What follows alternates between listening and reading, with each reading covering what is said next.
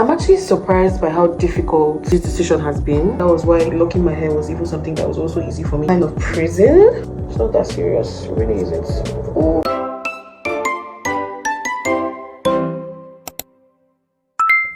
I'm actually surprised by how difficult this decision has been. And to be honest, I've been battling so much guilt and self-doubt since the moment I started thinking of cutting off this hair.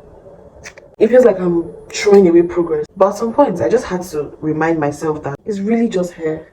And hair shouldn't feel like prison. It's supposed to express who I am now and not who I was 4 years ago. And to be honest, who I am now is just no longer locks. I'm sorry. Not my locks at the time when I really needed the ease and convenience that it afforded me. I didn't want to worry about my hair, and they served that purpose so well. They were my safety net. But seasons have changed, and I am so ready to go back to my first love. Braids. Braids in every form, every shape, every size. Oh my gosh, I'm giddy with excitement thinking of all the braids I'm going to do with my hair. The best part is that now that I've locked my hair once, I realize that I can do it again and again and again and again, really as many times as I would need to over the span of my lifetime. So if you're watching this right now and you're dealing with guilt of letting go of your hair, a project, or just something that you're so used to because it has been so safe for so many years, I just want you to hear this loud and clear. You aren't throwing away your history just because you're ready for a new chapter. You're allowed to change, you're allowed to evolve, and you're allowed to let go of what used to serve you, to make room for what inspires you now. Also, I've never really been someone who's afraid of cutting their hair. Like, I've just always known that it really is just hair, and I think that was why locking my hair was even something that was also easy for me to do, because I just, like, it was like, okay, yes, it's a permanent hairstyle, but at the same time, it's just hair. Like, it's not even that deep, it's not that serious.